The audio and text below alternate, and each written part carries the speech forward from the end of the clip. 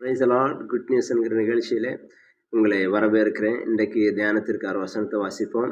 ஏசாயா 43 அதிகாரம் 18, 19 வசனங்கள். முந்தினவைகளை நினைக்க வேண்டாம், பூர்வமானவைகளை சிந்திக்க வேண்டாம், இதோ நான் புதிய காரியத்தை செய்கிறேன். அநேக சமயத்தில் முடிந்து போனதை நம்ம நினச்சி துக்கப்பட்டுக்கிட்டே இருப்போம். நம்முடைய மிஸ்டேக்காக இருக்கலாம், இல்லை யாராச்சும் நம்மளை ஏமாத்திருக்கலாம், இல்லை ஏதோ ஒரு ஃபெயிலியர் ஆகிருக்கலாம். அதையே நினச்சி நம்முடைய எதிர்காலத்தை நம்ம கோட்டை விட்டுருவோம். இன்னைக்கு ஆண்டவர் நம்மளை பார்த்து சொல்லுதாரு, முந்தினவைகளை நீங்கள் நினைக்க வேண்டாம், பூர்வமானவைகளை நீங்கள் சிந்திக்க வேண்டாம். எதெல்லாம் முடிஞ்சு போச்சோ, எதெல்லாம் உங்களுடைய வாழ்க்கையில் தவறாக முடிஞ்சோ, இது எதையுமே நீங்கள் நினைக்க வேண்டாம். கர்த்தர் உங்களுடைய வாழ்க்கையில் புதிய காரியங்களை செய்கிறார். அற்புதமான காரியங்களை கர்த்தர் உங்களுடைய வாழ்க்கையில் செய்வார். அதனால் முடிந்து போனதை நினைத்து துக்கப்படாதபடிக்கு புதிய காரியம் உங்களுடைய வாழ்க்கையில் தோன்றும்படி நீங்கள் ஆண்டுடைய சமூகத்தில் இருங்க. கண்டிப்பாக புதிய காரியம் தோன்றும்.